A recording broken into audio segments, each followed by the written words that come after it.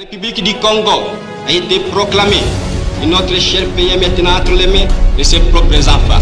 Je ne suis pas né pour m'accrocher au pouvoir. L'idée est de ramener la paix. La population attend beaucoup de ce gouvernement. Il faudrait qu'on puisse réécrire l'histoire de notre pays. Je vous demande à tous d'oublier les querelles tribales qui nous épuisent.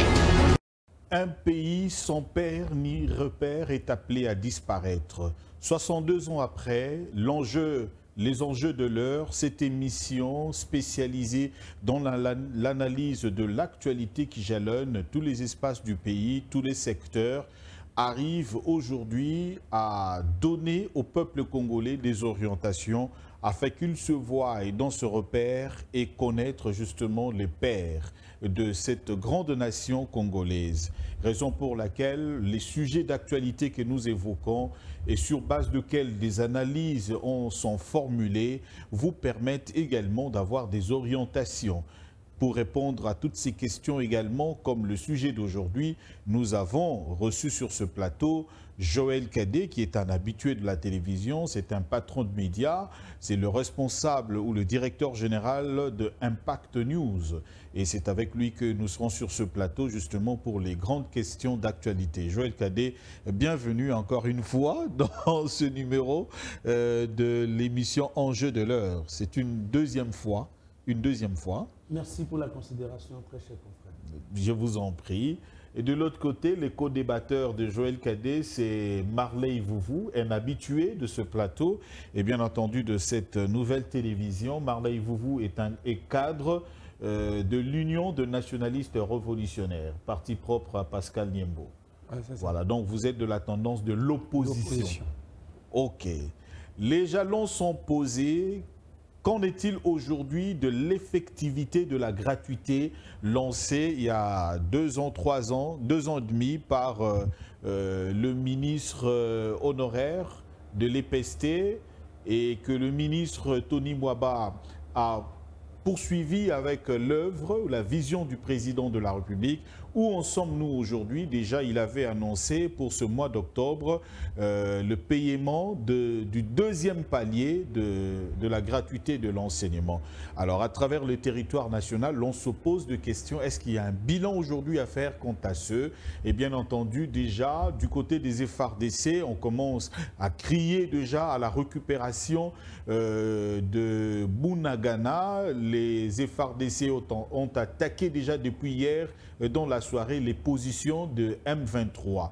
Et nous en aurons la suite, un débat justement dans ce numéro de l'émission Enjeux de l'heure avec les nouvelles nominations à la tête de l'armée congolaise. Nous allons justement voir ce qui ne marchait pas et aujourd'hui pourquoi ils ont attaqué certainement pour arriver au bout de cette affaire. Chérubin Okende a été sauvé de justesse hier à l'Assemblée nationale. Est-ce une redite? Est-ce qu'une formalité? Ou encore, bien entendu, des fables qu'on nous raconte et que l'histoire a été déjà écrite et qu'on vient se retrouver justement pour une formalité? Nous allons en parler dans ce numéro de l'émission Enjeux de l'heure. Joël Cadet, c'est avec vous que nous allons justement ouvrir les balles dans ce numéro de Enjeux de l'heure. Aujourd'hui, est-ce qu'on peut parler de la gratuité de l'enseignement qui a pu réussir dans son 2e palier et atteindre un nombre important d'enseignants qui peuvent se dire aujourd'hui, l'État a récupéré la situation et on est sorti de cette léthargie des parents qui pouvaient financer, payer les enseignants et avoir autorité sur ces mêmes enseignants? Bien, merci encore une fois de plus pour l'invitation, très cher confrère. Pour parler de la gratuité de l'enseignement primaire, il faut remonter aux années de la colonisation, où pratiquement l'enseignement primaire était gratuit, et même universitaire à un certain moment, c'était pratiquement gratuit. Avec des bourses également. Oui, avec des bourses, évidemment. Et même durant la période où moi j'ai passé mon cursus universitaire, je n'ai jamais payé plus de $100 américains, parce que j'ai commencé l'université en 96 jusqu'en 2001. Si j'ai eu à payer beaucoup, c'est $100. Mais vous 140, 150 $, c'était trop. Plus, il y avait des revendications pour rabattre. Pour rabattre, oui. Dès qu'il y avait plus de 150, plus de 180, comme aujourd'hui là, je ne sais pas si c'était le cas, si j'allais finir les études aujourd'hui. Mais arrivé vers fin années 70, l'État congolais s'est pratiquement débarrassé du secteur. Et on va signer les conventions avec les églises, les confessions religieuses, de telle sorte à ce qu'eux gèrent l'enseignement. Et l'État, peu à peu, 1980, a pratiquement déserté. L'État a démissionné. Arrivé vers les années 1990, pour quand même qu'on sauve les meubles, on va imposer le système de frais d'intervention ponctuels, les FIP. Et jusqu'à ce qu'on va adopter la Constitution de 2006, du 18 février 2006, et dans laquelle il a été mentionné à l'article 43 l'obligation et la gratuité de l'enseignement primaire. Ça veut dire que vous avez un enfant qui est à l'âge scolaire, soit entre 6 et 12 ans, c'est-à-dire que vous devez l'envoyer à l'école. Mais maintenant, cette gratuité concerne quelle classe? Et c'est le travail, bien sûr, le chef de l'État a lancé l'idée. M. Bakonga a tenté de l'appliquer, mais malheureusement, il va élargir les champs d'application jusqu'en première CO, deuxième CO que vous et moi avons étudié. 7e et 8e aujourd'hui. Qui sont appelés aujourd'hui 7e et 8e. Et il y a eu beaucoup d'effectifs, ce qui a fait gripper la machine. Donc il n'y avait pas moyen que l'on puisse appliquer hic et nunc la gratuité de l'enseignement. Ce qui fait que quand le ministre Tony Mwaba arrive, lors des assises de Mbouela Lodge, il va relire la Constitution. Parce qu'en termes de pyramidation de textes légaux, vous avez les accords, les conventions internationaux, vous avez la Constitution, vous avez les lois organiques, vous avez les autres lois, et ainsi de suite jusqu'aux actes généraux de droit. Alors, qu'est-ce qu'il faut appliquer? Faudra-t-il appliquer la Constitution qui dit que la gratuité de l'enseignement primaire, de l'enseignement, ne concerne que l'école primaire, ou faut l'élargir tel que c'est conscrit dans la loi cadre de 2014? Alors, le ministre va circonscrire la gratuité pour l'école primaire. Donc, c'est la première observation qu'il faut retenir. Donc, première primaire, deuxième, troisième, quatrième, cinquième, jusqu'en sixième. Et à ce niveau-là, et ça s'applique où? Dans les établissements publics primaires. Donc, ce n'est pas dans les écoles privées comme AUA, le faire observer un parent de Chikapa lors du séjour du président de la République, Félix-Antoine Tshisekedi là-bas. C'était une école conventionnée, une école privée adventiste, là où étudiait son enfant, une école d'ailleurs que je connais.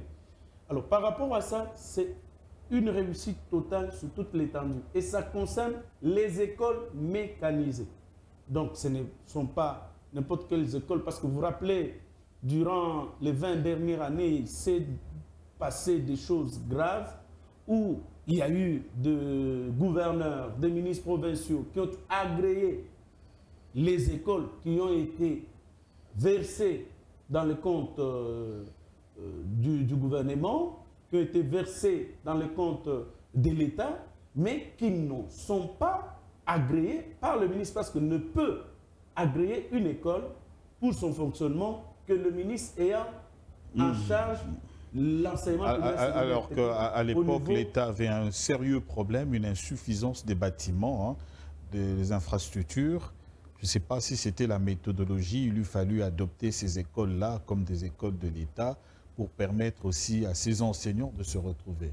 Oui, mais on va quand même revenir sur ça. Oui, le problème s'est posé. Parce que quand vous prenez une école, vous donnez le bâtiment, vous donnez... Mais les gens qui continuent à percevoir l'argent, ce sont les propriétaires de ces écoles. Ça ne connaît même pas la direction du trésor public.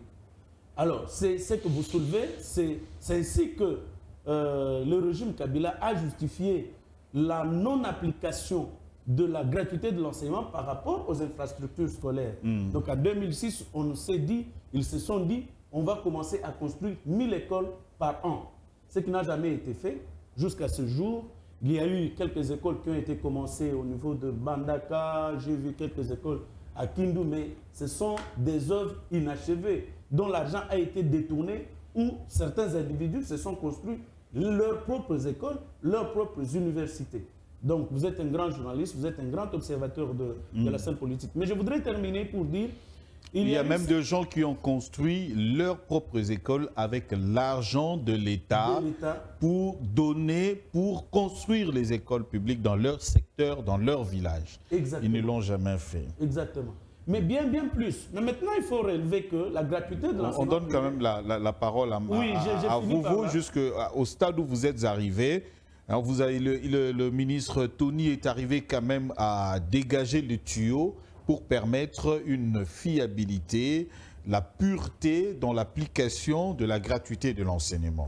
Avec les pourparlers de Mbouela Lodge. Exact. Là, donc, l'application est une réussite. Exact. Alors, on va voir la deuxième étape, si vraiment elle continue encore cette application sur les enseignants se retrouvent. Parce qu'il y a toujours de réclamations aussi des parts et d'autres. Marley, pour vous, en écoutant Joël Cadet, les éléments posés comme preuve justifiant justement la réussite dans l'application de la gratuité de l'enseignement. Qu'en dites-vous? Directement, je dirais que le grand frère n'a pas tout dit faux, mais il y a des faussetés au moins.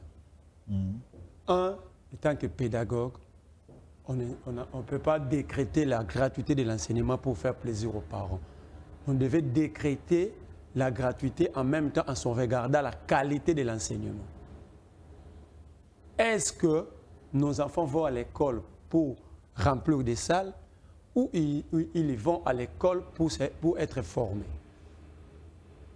Je dis ici, les enfants vont à l'école pour remplir des salles de classe avec la gratuité. Parce que même le président de la République avait décrié le niveau de notre enseignement. Deuxième élément, est-ce qu'il y a des écoles pour recevoir les enfants? On n'a pas construit des écoles, plutôt on a détruit des écoles. Par exemple, l'école Kabinda, ici à la commune de Kinshasa, qui a été détruite pour ériger un marché par Argentine Ngobila. Au lieu de construire, de réhabiliter, ils ont préféré détruire des écoles en décrétant la gratuité. Vous allez ici à Lingwala, l'école Isangi, Saint-Jean-Marie Musée. Dans une salle de classe, vous trouverez dans une salle de classe 100, 120, 130, 85 élèves. Or, au niveau de l'UNESCO, le standard international veut qu'un enseignant puisse prendre en charge que 35 élèves maximum. Ça, dans toutes les écoles de la pédagogie, dans toutes les écoles de la pédagogie, on l'enseigne. Mais de l'autre côté, est-ce que les enseignants sont réellement pris en charge? La recherche pour les enseignants est assurée. Je dis non.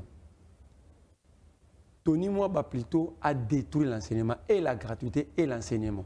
Il a détruit? Il a détruit et la gratuité. Un, ceux qui ont surveillé les examens d'État et la TENAFEP ne sont pas payés. Ils ont passé 4 mois, 5 mois sans Trenganda ici, sans être payés jusqu'au jour d'aujourd'hui. Hier, j'avais reçu un chez moi à la maison. Vous parlez avec les agents de la CECOP, ils vous disent Tony a tout détruit. Comment ça? Moi, je ne peux pas comprendre que mon grand frère Joël Cadet, que je connais depuis longtemps, que parfois je suivais à la télévision, dire que Tony Mwaba a sauvé la gratuité. Ça, même les enseignants, les fonctionnaires de ce ministère sont très mal à l'aise. Tony Mwaba n'a rien apporté dans ce secteur. Mais en répondant à votre question c'était sur la gratuité et effective. J'ai dit non. La gratuité n'est pas effective sur toute l'étendue de la République. Pourquoi? Un, ici même à Kinshasa, dans des écoles où les enfants des parents ne devaient rien payer, les parents payent quand même quelque chose. Athénée de la Gombe, Sacré-Cœur, ici à l'école Sangui, IT Sengalema, Institut ISEN, Institut scientifique de Ngalema, Bobo Koli. Dans plusieurs écoles, je peux commencer à citer les écoles ici, nous n'allons pas finir. Les parents payent. Est-ce que Tony Mwamba est informé de ces phénomènes? Les parents payent. Moi, j'ai des gens. Par exemple, dans les écoles catholiques, il y a des organisations de parents, comités de parents. C'est à partir de ces comités de parents que les parents ont pris des décisions de prendre en charge le frais, même obscur ou pas, mais le frais pour leurs enfants. Parce que l'État dit, mais l'État ne fait pas.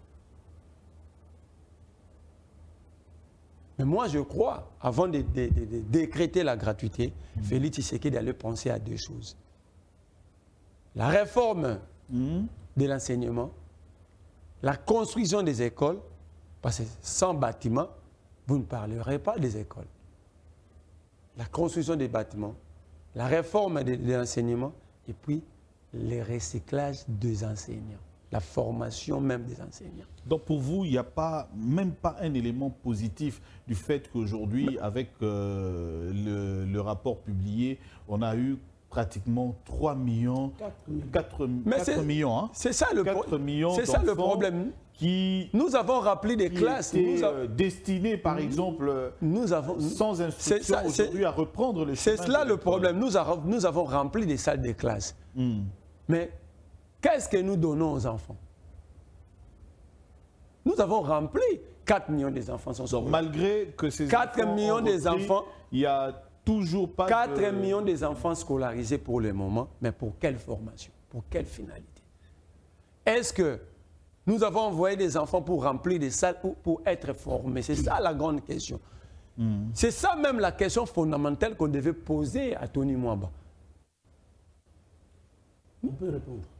Allez-y, attends qu'il conclue. Je vais citer. Il a une manière, en tant que pédagogue, ça veut dire parler, le problème. Il va toujours dans les interrogatoires pour qu'il y réponde. Le problème je vais dire à mon grand frère Joël Kadé, le problème, ce n'est pas qu'on est contre la gratuité. Mais nous pensons à l'avenir. Les 4 millions des enfants qui bénéficient aujourd'hui de la gratuité, dans 6 ans, dans 7 ans, que vont-ils devenir? Quel produit nous allons mettre au marché? Voilà, vous portez directement la réaction puisque la question est claire la première chose, sur l'échec de la gratuité. On est sur le plateau, on est débatteur. Joël Kadé, Marley et vous. Première observation, je n'aime pas échanger des questions éminemment techniques avec des gens sous-informés. C'est la première chose. Allez-y. Deuxième observation, je n'aime pas échanger sur des questions éminemment techniques avec quelqu'un qui n'a pas d'enfant à l'école primaire. J'ai un enfant à l'école primaire, mon enfant est en première primaire. Oui, il s'appelle Corneille Ouma. Voilà, il est dans une école privée. C'est-à-dire qu'il ne connaît pas les réalités. Troisième observation que je voudrais faire, je ne peux pas parler de la gratuité de l'enseignement primaire avec Ambongo ou avec Chole, parce qu'ils n'en ont pas l'expérience.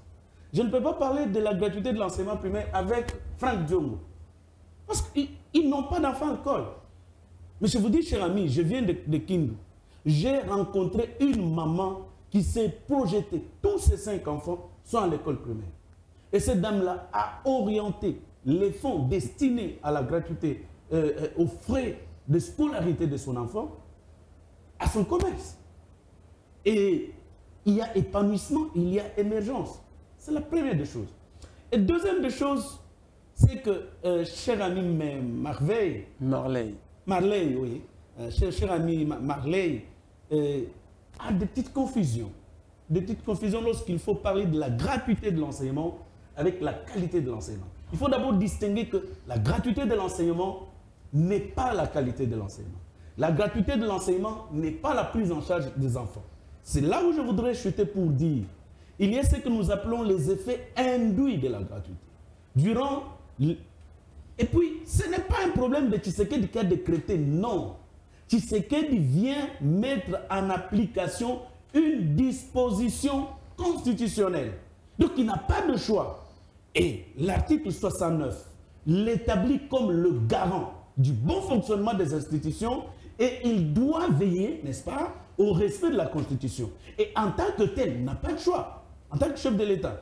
Et par contre, on peut même poursuivre son prédécesseur pour haute trahison parce qu'il a, de 2006 jusqu'à 2019, il a fait violer cette disposition de la Constitution.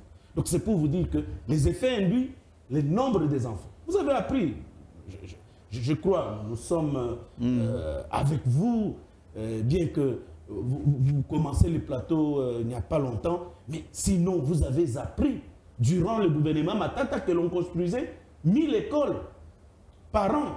Où sont ces écoles? Donc c'est justement pour vous dire que Tshisekedi n'avait pas de choix.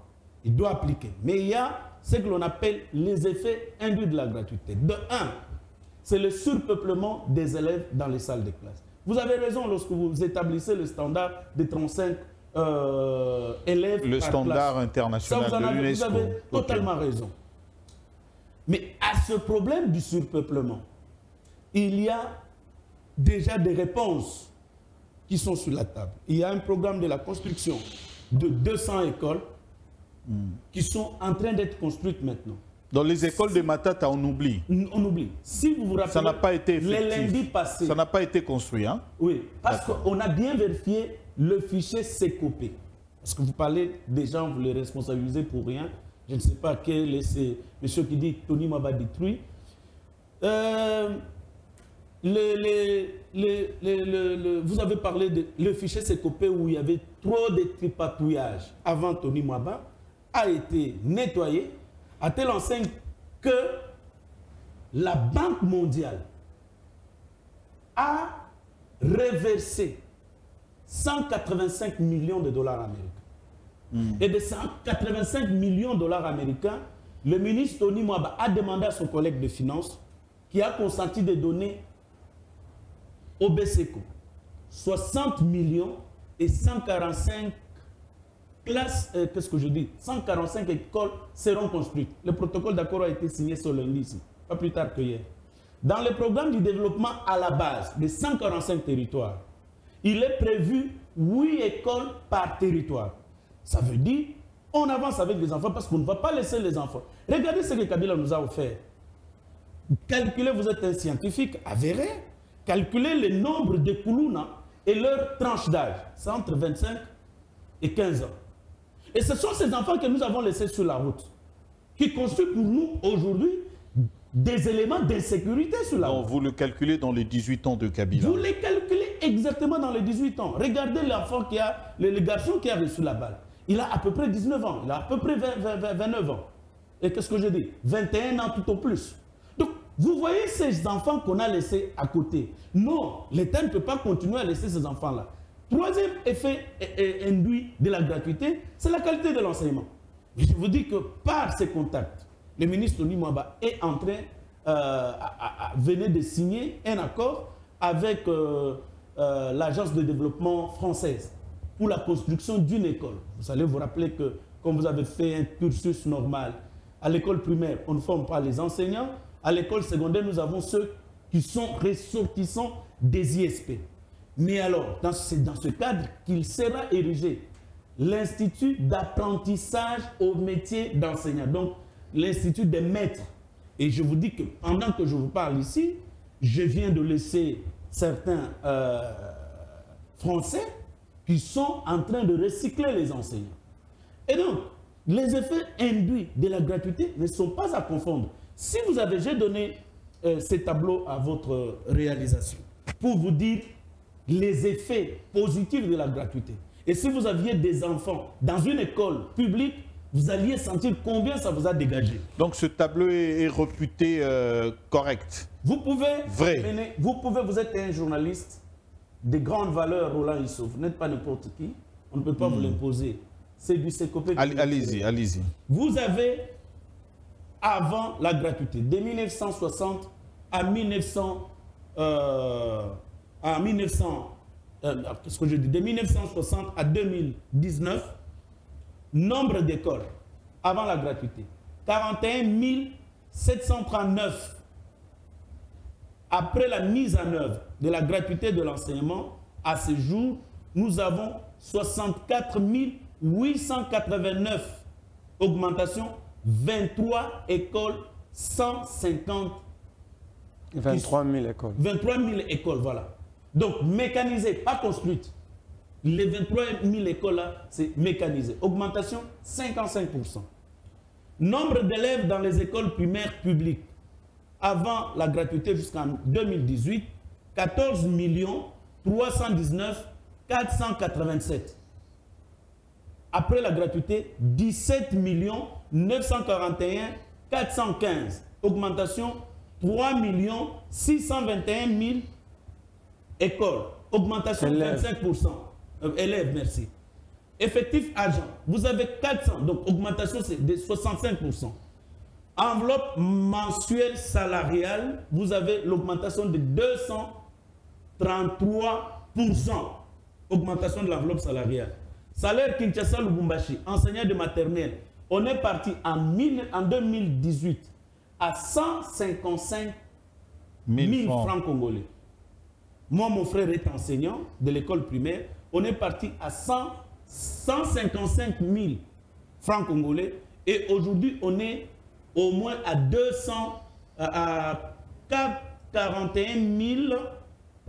411 577 francs congolais. Donc on est parti pratiquement de moins de 100 dollars, 80 dollars, 90 dollars. Aujourd'hui on est à 200 dollars. Alors dites-moi, où est-ce que la gratuité a échoué? Ça, vous êtes dans les centres-villes. Et ajoutez à cela la prime de la gratuité. La prime de la gratuité, 30 000 francs congolais qui ont été ajoutés sur tous les enseignants. La prime de la brousse, 20 000 francs qui ont été ajoutés à tous les enseignants qui ne sont pas dans les agglomérations urbaines. Donc, c'est pour vous dire, quand vous devriez traiter d'une question éminemment technique comme ça, il faudrait que vous fournissiez un effort. Moi, je ne dis pas que vous gobiez ce que peut-être le ministère dit ou ce que je dis. Mais le petit moindre effort que nous fournissons dans le débat, même avec mon ami, même quand on n'est pas d'accord, c'est avoir les éléments, savoir dire non. Ce n'est pas que tout est... on ne va pas vous obliger que tout est rose. Vous avez dit par exemple, en termes de la qualité de l'enseignement, quand vous avez, pour une classe de 35 élèves, on a 80. Vous en avez 80. Donc ça aura un impact sur la qualité de l'enseignement. Ça, vous avez raison. Mais alors, il ne faudrait pas dire que Tony Waba détruit au moment où vous avez les chiffres par devant. Merci. Je peux même y aller par les je vais rebondir rapidement. Peut être également justifié. Vous êtes pratiquement sur le même diapason en ce qui concerne la qualité de l'enseignement. Donc là, vous vous êtes mis d'accord du fait qu'il y a les effets induits. Les effets induits que lui, de son côté, traite des éléments négatifs pratiquement qui constituent ce qu'il a appelé l'échec de la gratuité de l'enseignement, de son côté.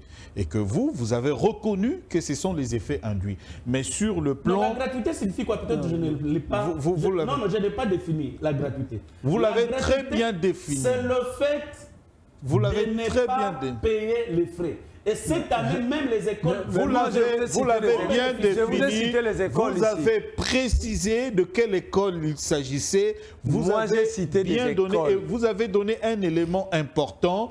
D'après les statistiques, de 1960 jusqu'en 2019, il y a eu 14 millions.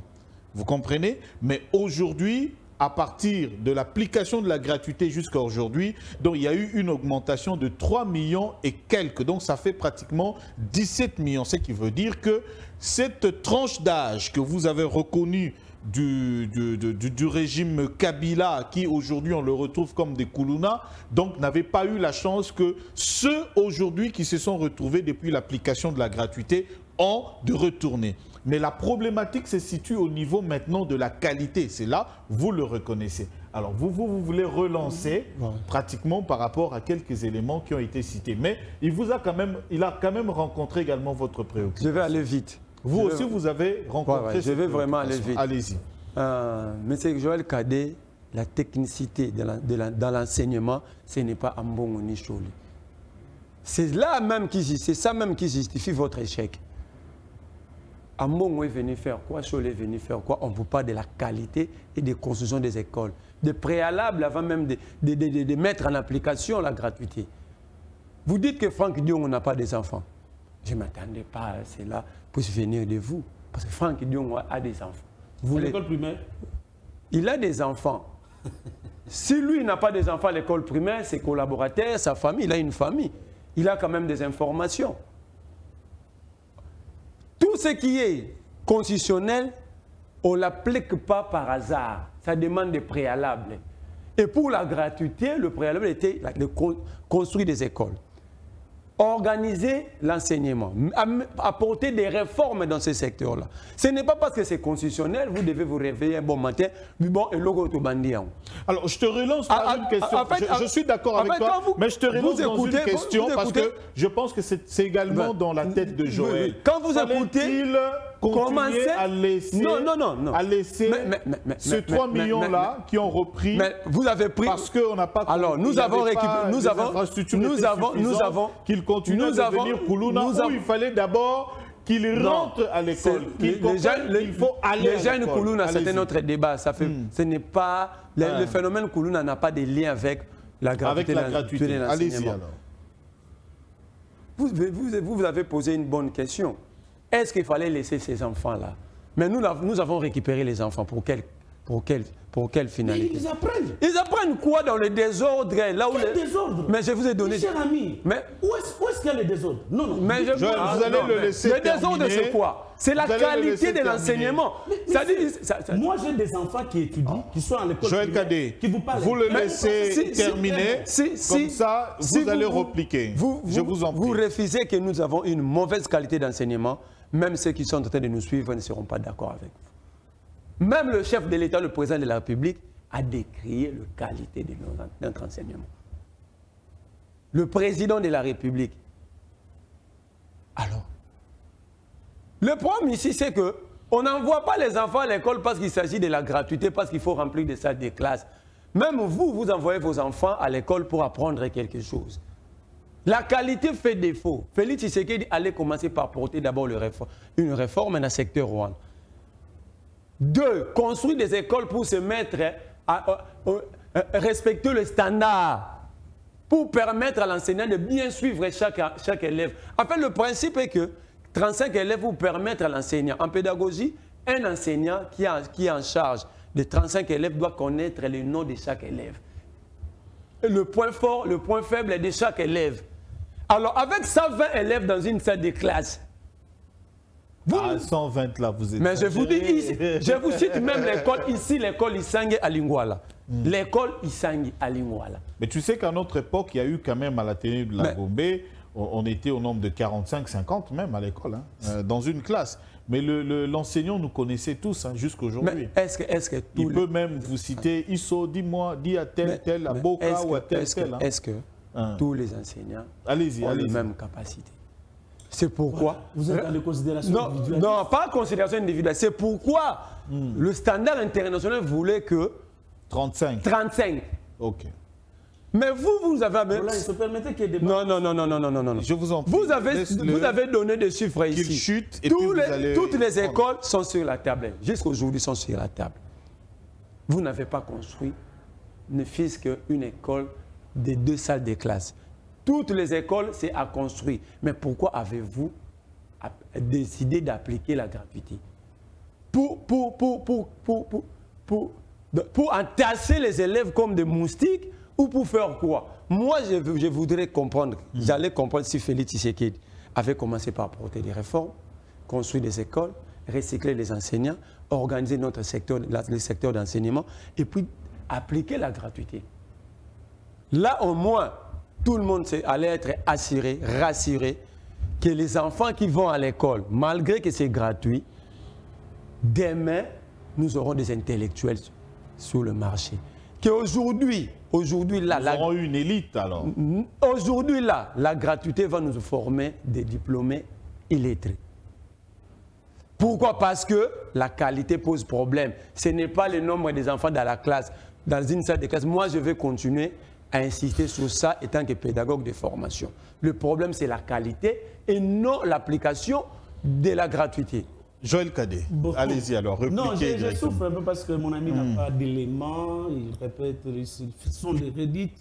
J'aime, quand je viens dans une émission comme ça, je viens pour débattre. Allez-y. Pendant qu'il parle, ça m'excite pour que je trouve d'autres arguments. Mais là, je suis en train de faire les monologues, malheureusement, sur votre plateau. C'est comme si j'étais reçu seul.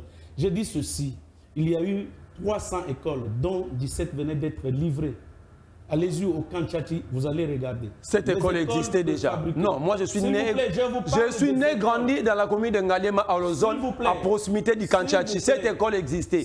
Dites plutôt, vous avez réhabilité une école. Laissez Joël terminer. Non, cette école existait. Lui aussi, il a voulu répliquer. Moi, j'ai des amis qui ont étudié. Je lui ai demandé d'attendre. S'il te plaît, Marley, laisse Joël terminer. Moi, je suis venu pour débattre.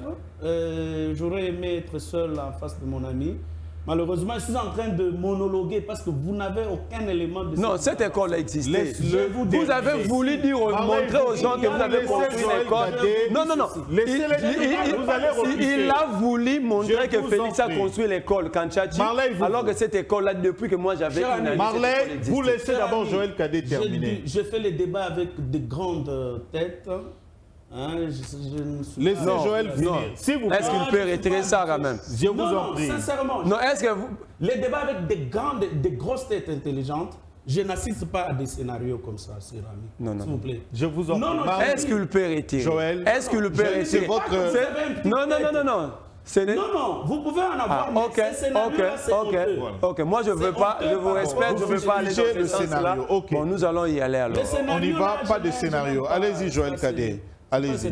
Je vous dis qu'il y a des écoles Kanchati qui venaient d'être réceptionnées par le ministère de l'enseignement primaire secondaire.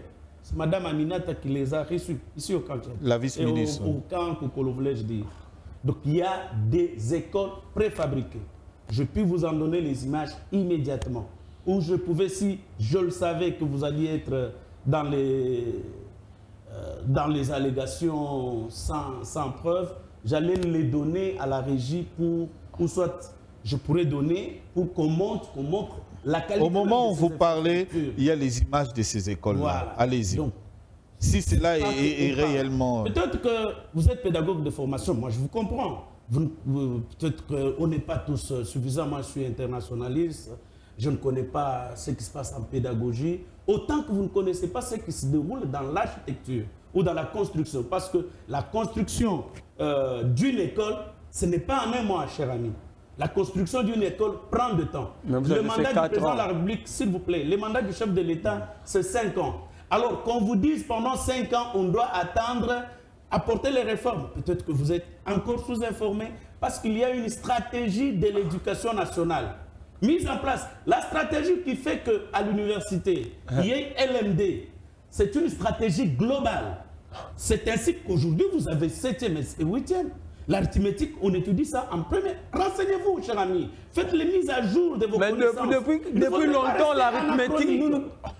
C'est l'arithmétique à l'école primaire, c'est nouveau. Vous attendez... L'arithmétique à l'école primaire, c'est nouveau. Je dis Joël, Marley, laissez Joël finir. S'il vous plaît, vous allez prendre la parole. Vous avez parlé de l'arithmétique. L'arithmétique à l'école primaire, c'est nouveau. Joël, Marley, s'il vous plaît. Je vous en prie, les gens qui nous suivent, ce sont de grands. Donc, il faudrait que vous le laissiez terminer. Allez-y, Joël. Allez-y, Joël, allez-y.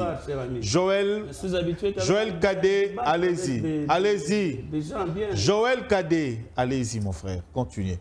Ne l'arrêtez pas, laissez-le terminer. Vous aurez la parole, Marley. Non, je dis ceci. S'il doit se renseigner sur les réformes, c'est 2014. Tony Mamba n'était pas au pouvoir. Donc il y a une stratégie mise en place qui fait en sorte qu'il y a des réformes beaucoup plus pertinentes. Vous avez ma fille qui venait de terminer les humanités cette année, mais elle dépasse plusieurs de ceux qui sont diplômés depuis des années. Parce qu'en mathématiques, elle maîtrise, elle a fait la littéraire, le programme est pratiquement à chambouler. Vous avez les cours de technique, le programme a chamboulé. Aujourd'hui, on parle de sciences, on ne parle pas de scientifiques. C'est pour vous dire que les réformes sont là. Elles ont été mises en place, adoptées et aujourd'hui elles sont appliquées. Ces questions que vous alliez à l'inspection générale de l'enseignement primaire, secondaire et technique, on vous donnera la matière. Et je vous ai dit ceci, en plus de cela, construire une école, ce n'est pas en un jour. Même ce plateau ici, on ne l'a pas construit en un jour. Alors, pour vous, on doit abandonner ces enfants-là, les laisser à la maison, qu'ils vous deviennent des poulounas demain, qu'ils construisent contre moi et vous des éléments d'insécurité. Non, parce qu'on doit construire les écoles. Mais je vous dis d'ailleurs, ce que vous dites, c'est faux et archi faux. Moi, je connais des écoles. Et puis, Ce n'est pas le nombre qui fait qu'il y ait la qualité. Moi, j'ai fait l'université de Lubumbashi. Je vous informe ceci, que j'ai étudié dans un auditoire de 4 000, 3 000 étudiants. Mais si on parle de l'école primaire, s'il vous plaît, la base, ce n'est pas l'université. On ne parle pas de l'université. Un exemple vous contextualisé.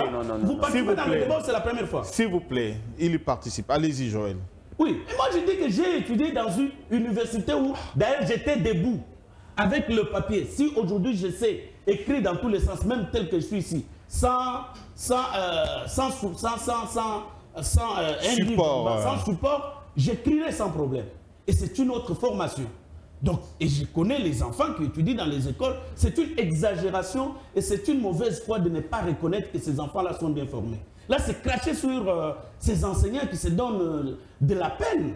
Hein? À un moment donné, cher ami, on doit se regarder en face. Hein? Vous regardez vous-même quelle est la qualité de la formation que personnellement j'ai avant de voir la qualité de ces enseignants-là. Je vous ai dit, par rapport aux effets avantageux qui ont été apportés par la gratuité de l'enseignement, qui n'est pas une question de choix, qui n'est pas une question de préalable. On a attendu préalable, 1000 écoles par an. Où en est-on? Il n'y en a eu aucune. Et c'est pour autant. Mais les gens se sont construits les universités, les gens se sont construits les écoles en leur propre nom. Alors, on va attendre que nos enfants soient sur la rue. Ils sont à l'école, ils sont bien formés. Du moins, il ne manque pas les ratés de la vie.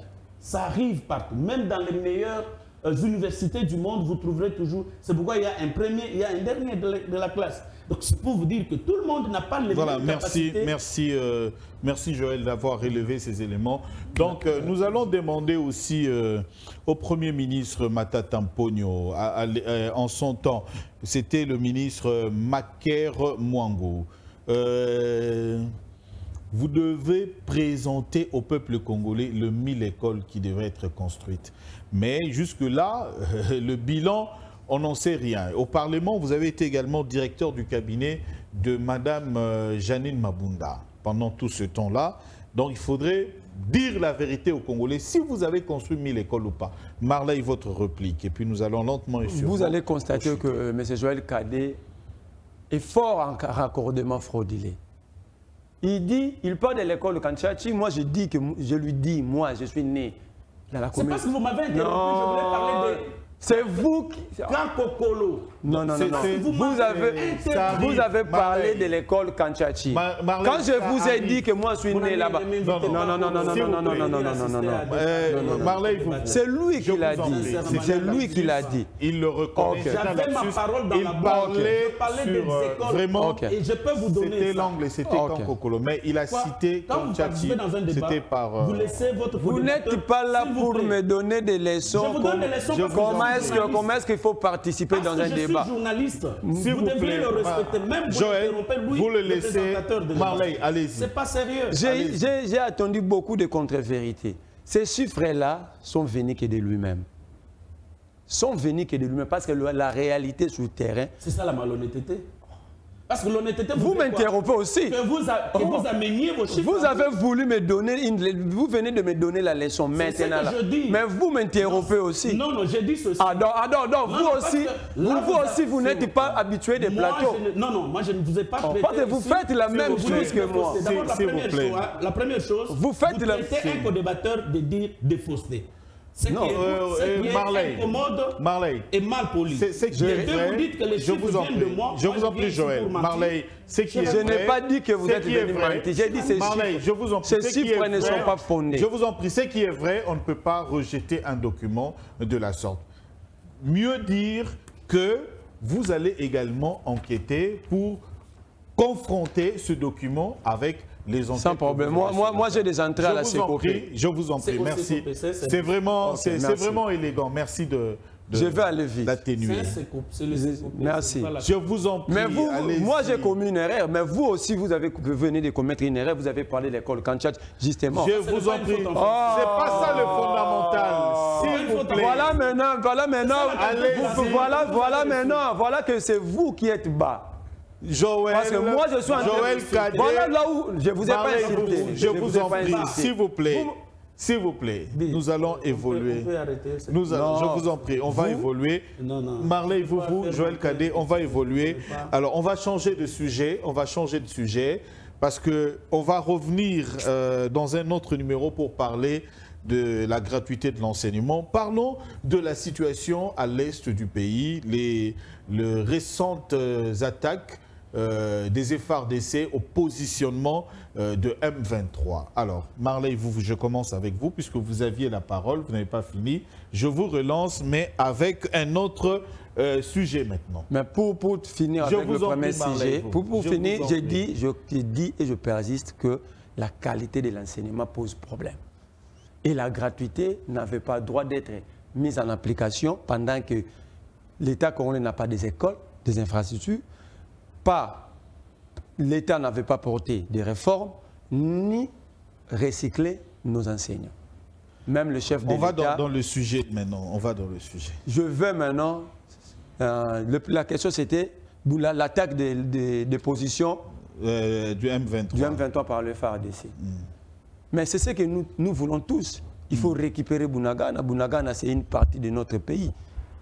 Mais la grande question, c'est que qui avait interdit au FARDC de s'attaquer pendant 4 mois, de tenter de récupérer Bunagana? Est-ce l'ordre devait venir du chef de l'État ou de qui? Moi, j'ai dit du président de la République parce que c'est lui le commandant suprême de nos forces armées. Pendant 4 mois, Bunagana, c'est 4 millions à 5 millions de dollars le mois. Péage. 4 à 5 millions de dollars le mois. Vous avez les chiffres. Vous le recevez de qui? Je vous dis, vous pouvez enquêter, c'est 4 à 5 millions de dollars le mois. Donc nous avons laissé 16 à 20 millions de dollars au M23 pendant 4 mois. Cela veut dire, nous leur avons donné l'opportunité de se réorganiser, d'acheter les armes. Et après, nous pensons que nous pouvons attaquer et récupérer. Mais notre souci, c'est que Bunagana doit revenir aux Congolais. Mais dans cette affaire, le problème de l'Est, ce n'est pas seulement Bunagana. Par exemple, vous prenez la route nationale numéro 4 qui quitte Beni en passant par l'Ituri jusqu'à Kisangani. Cette route est totalement entre les mains des ADF. Totalement entre les mains des ADF. Je dis bien, je parle de la route nationale numéro 4. Il n'y a pas de problème. Mais fixons-nous d'abord sur Bunagana. Non. Puisqu'on en parle. On n'en parle que de Bunagana. Moi, je vous montre maintenant la réalité en général. En Ituri, il y a les ADF. Il y a les Codeco. L'Ituri, d'ailleurs, c'est la jungle générale. Où les groupes armés font la loi. Est-ce que Félix Tshisekedi ne peut pas suspendre cette affaire ou carrément enlever cette histoire de l'état de siège?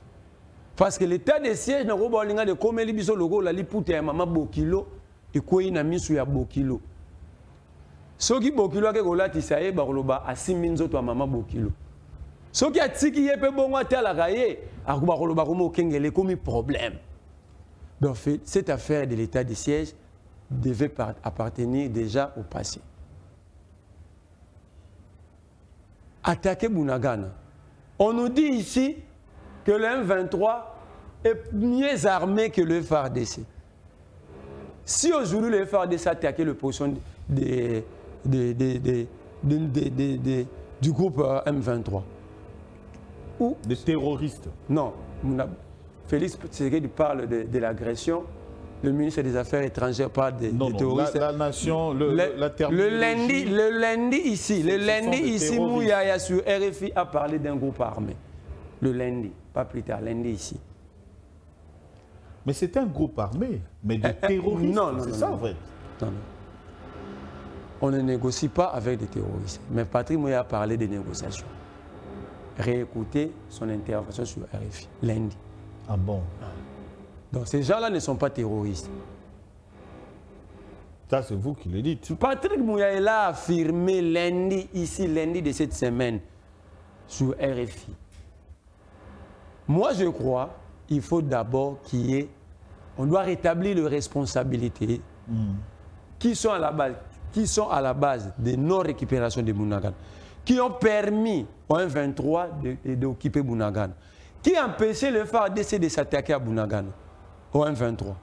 Tout ça, ce sont des questions majeures. Mais grave, je vais vous dire qu'il y a des complices ici. Grave, ici à l'Assemblée nationale, il y a des gens qui sont complices. Je vais vous citer l'honorable Mwangasoso et Ndaïchimi, qui dans une plénière, ils se sont disputés, pris le courage de disputer la paternité des groupes armés devant Mbosso. Ah bon? Et ces gens-là sont toujours députés et ces gens-là ne sont pas inquiétés. Merci. Joël Kadé, votre réaction sur Bunagana, les FARDC ont foncé sur les positions de terroristes. Bon, merci très cher confrère, tellement vous m'avez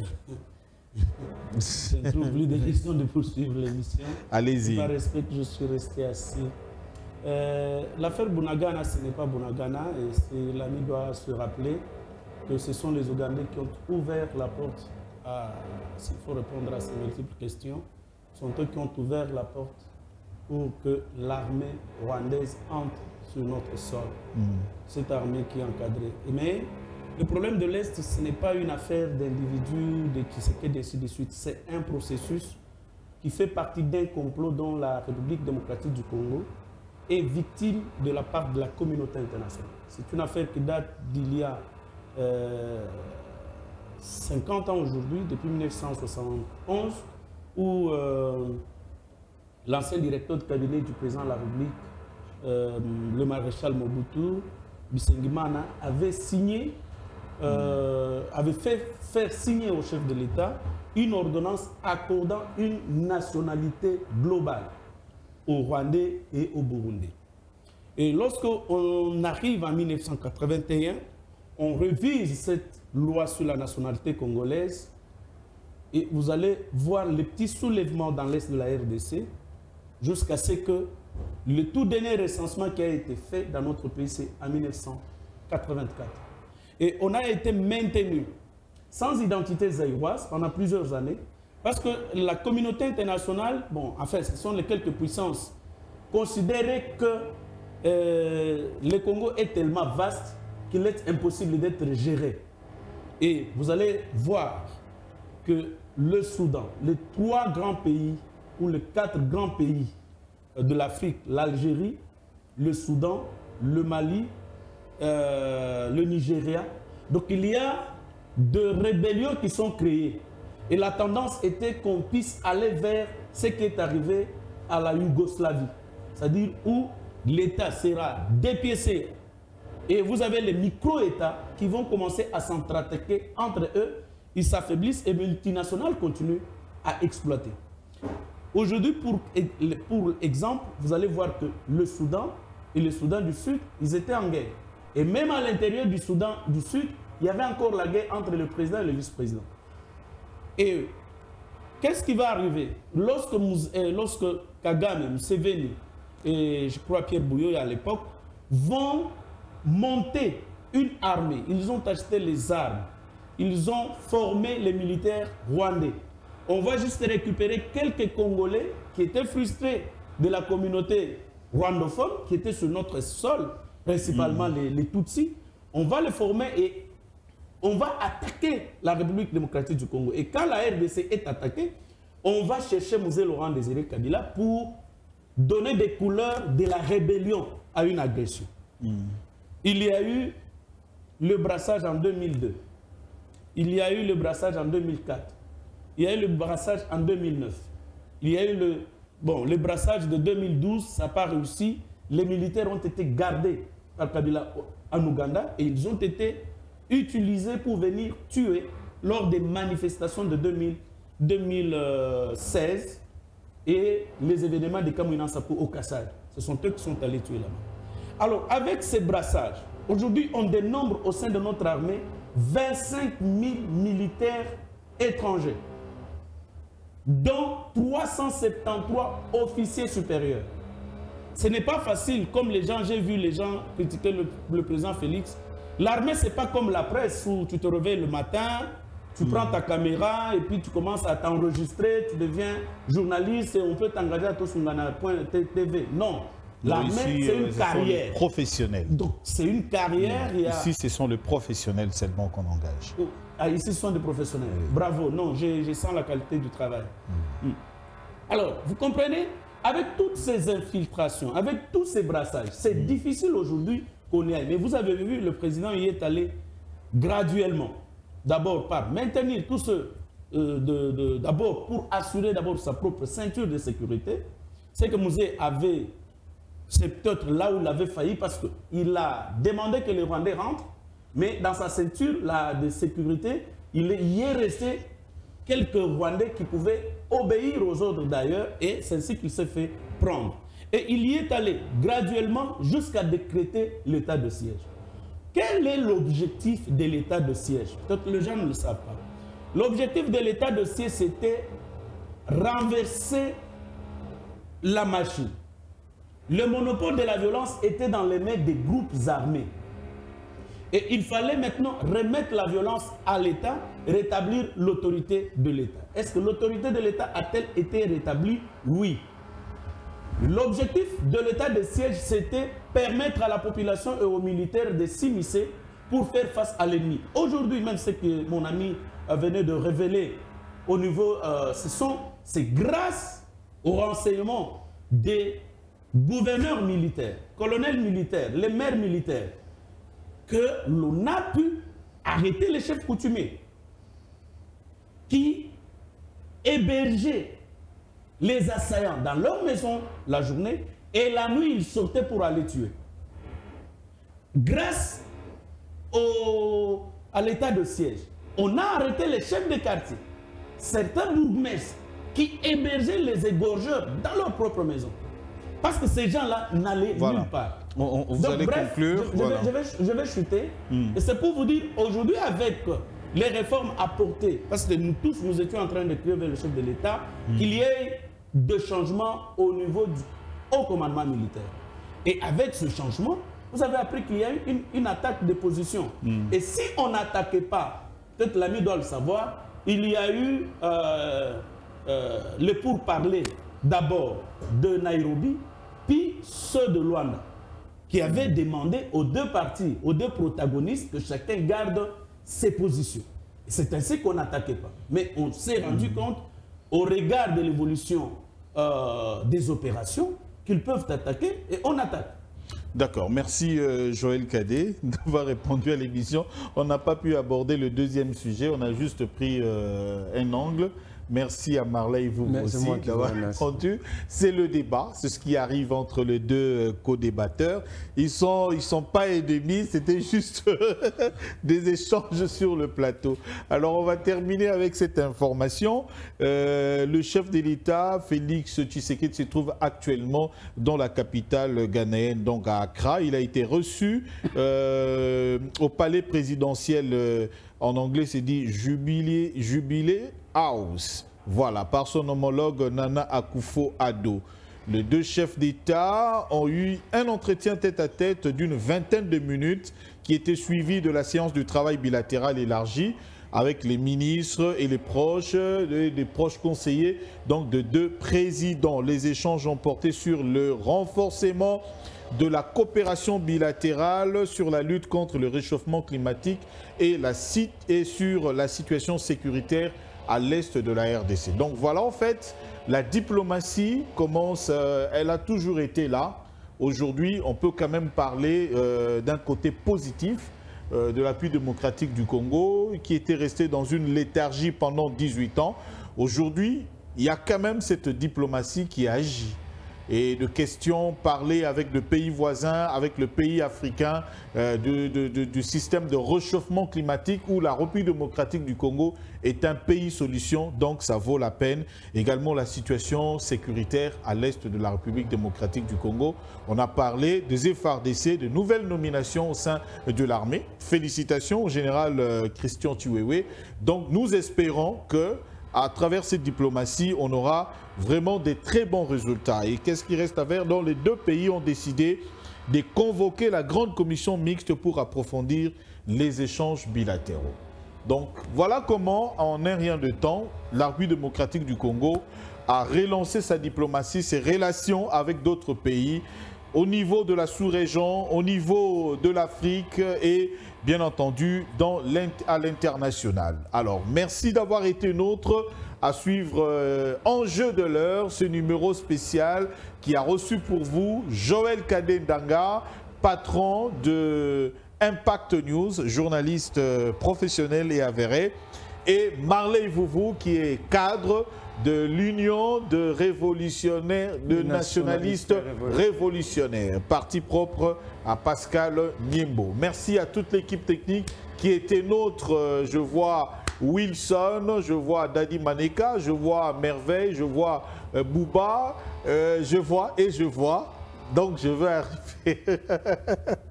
Alors, bonne suite de programme sur Tosunga la télévision. De la semaine prochaine, vous nous suivez en direct sur votre chaîne YouTube Tosunga la TV. Donc, nous sommes en direct sur YouTube. S'il n'y a pas d'électricité, allez, ouvrez votre téléphone, connectez-vous, vous allez continuer à nous suivre en direct, même s'il y a coupure de courant.